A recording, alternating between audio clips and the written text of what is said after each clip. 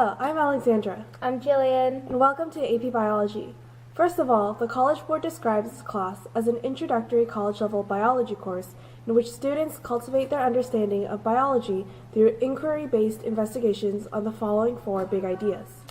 The first big idea being that the process of evolution drives the diversity and unity of life. The second idea being that biological systems utilize free energy and molecular building blocks to grow, to reproduce, and to maintain dynamic homeostasis. Number 3, living systems store, retrieve, transmit, and respond to information essential to life processes. And last but not least, biological systems interact, and these systems and their interactions possess complex properties. To further understand these big ideas, AP Biology breaks it down into 13 topics: evolution, ecology, biomolecules, cells, membranes and transport, energy and metabolism, genetics, reproduction, DNA structure and function, signal transduction and gene expression, genes and development, homeostasis and physiology, and behavior. There are no strict prerequisites for this class, but it is highly suggested that you have some basic knowledge in the following. The first being the scientific method. So are you rusty on what a hypothesis is, or how it gets tested, and how good are you with experiments? Can you conduct one? Can you design one? These basic concepts will help you not only in biology, but also in any other area of science. So you also need to know some general chemistry, get a feel for atoms, molecules, and how they interact with each other. After all, that's what you and all life is made up of. And last but not least, you need some basic knowledge in math. So most intro biology classes are not that math intensive, but having an understanding of basic algebra and graphs, so like the slope of them, will help you understand figures and data in biology.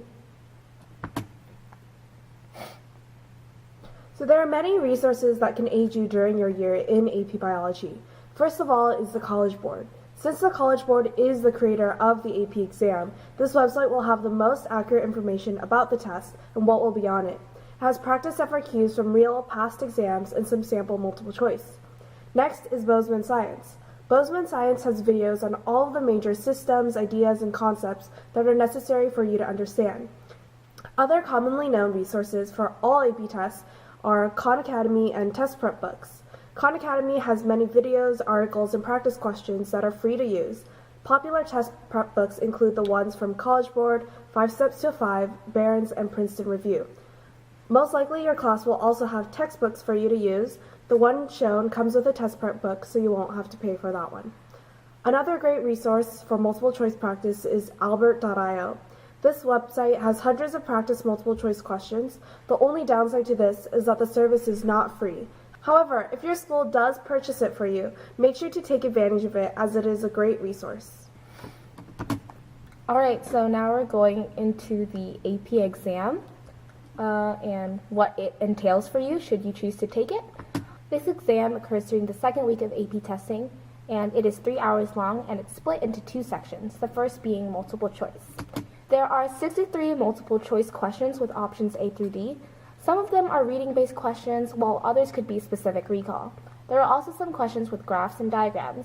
These require you to analyze them to get the information that you need to answer the question. There are also an additional 6 questions that are grid in. These combine scientific concepts with math skills. They may seem intimidating, but once you learn the format, they become easier. The second section consists of 8 free response questions, also known as FRQs. In this test, there are 2 long ones and 6 short ones. On the screen, a sample short free response question is shown. This one requires a short paragraph justifying the specific claim on the role of tRNA. So during this class, there are a couple things to expect. What you have to expect is that you have to work.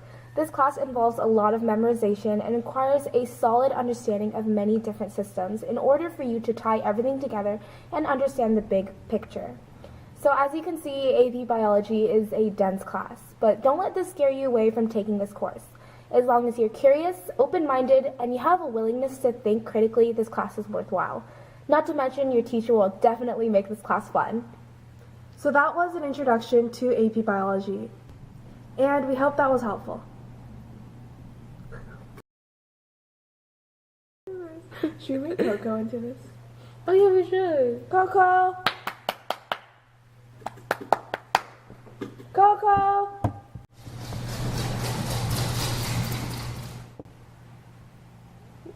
So dumb. Hello, I'm Alexandra. I'm Jillian. Welcome to AP Biology. First of all, the College Board describes this class as an introductory college-level biology